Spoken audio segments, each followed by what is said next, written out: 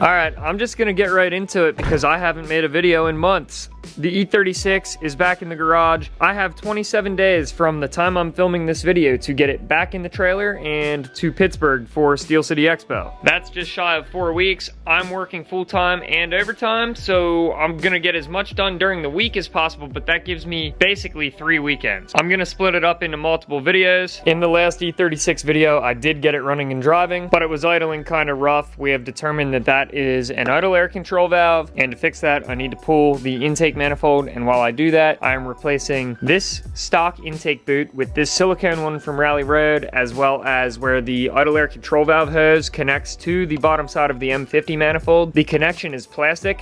So also from Rally Road, I got this billet aluminum one. It's anodized red. While I'm in there, I'll throw those in there. Future videos to come in the next few weeks. It's an E36, so the windows rarely work. So I have new regulators. I don't know if it's the motor or the regulator or not. So we might hold off on that until I have new motors, because then if I put everything new in, I know that it's gonna work. But the door cards are also missing because it's an E36. They're not actually missing. They were in the back seat when I bought the car. But I know as soon as I try to open or close the door, they're gonna fall off again. So after watching Noor Hamadi do his E36 M3, I went to Turtle Laboratories and ordered the aluminum door cards. So with that, you really just kind of mock them up, mark a couple holes, drill the holes, and rivet them on. So they'll be super simple to take off once I'm done. I gotta pull the rear bumper and put the rear bash bar on. I gotta do something about this. I'm gonna reseal the whole way around this with caulk because this is just a panel. The sunroof is no longer in there. I'm gonna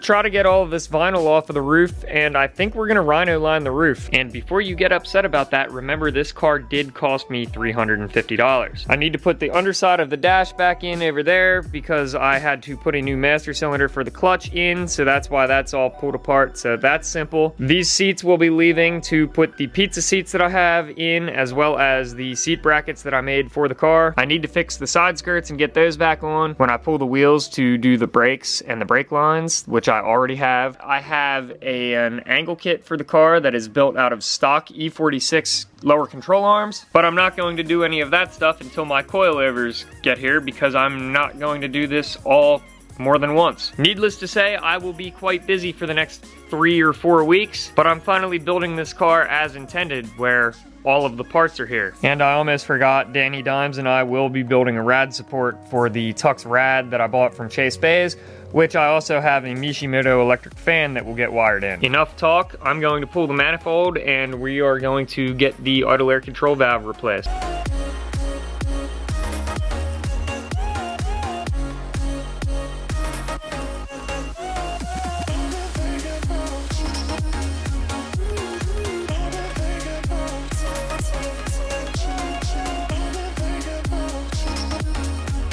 Okay, I got the intake mani out. I hope the time-lapse captured it. I'm trying to use more time-lapse with my phone or the GoPro. Today I'm using my phone, so I hope it works out. This is the idle air control valve I'm replacing today. So this aluminum piece replaces this. Taylor Rizzio taught me this. He said these generally crack, and as you can see, that fits kind of loose, so I'm thinking that's probably the issue. You'll also notice that a vacuum line runs off of here. Well, that vacuum line runs to right here, which is part of the PCV, but you'll notice the new aluminum piece does not have a spot for that vacuum line. This tab here runs a zip tie to right there instead of that clip that's on the plastic one, because there's no spot for that vacuum line, and I don't have a new piece for this PCV. We're just gonna put a vacuum cap on that. So I'm gonna do that real quick before I forget. But I ended up breaking this plastic tab off of this, pulling that out of the manifold, but that's okay because I don't plan on reusing that. So you slide the new one in, it comes with a zip tie to hold it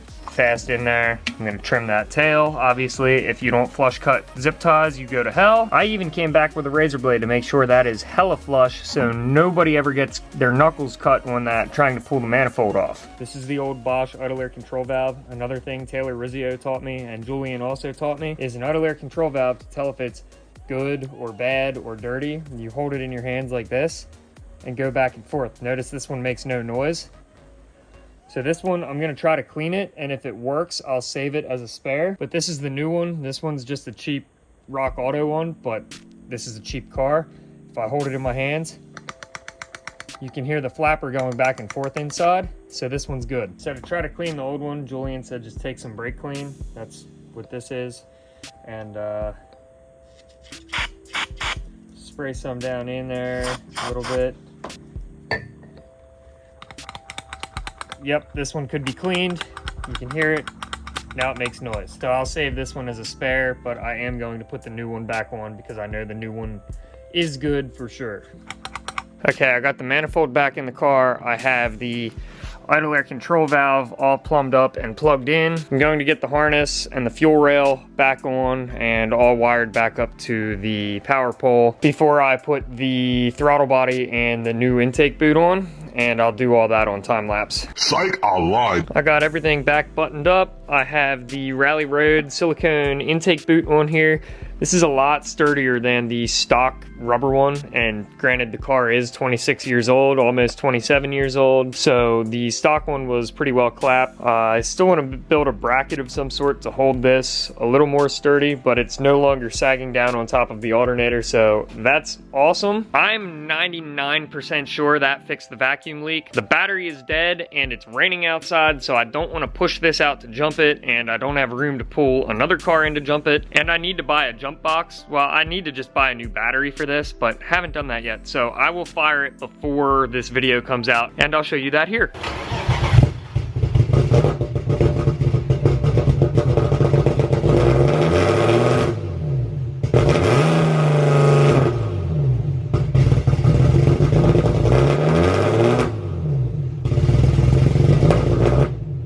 Okay, I lied. So that last clip you saw, it still has a vacuum leak. Where's my phone at?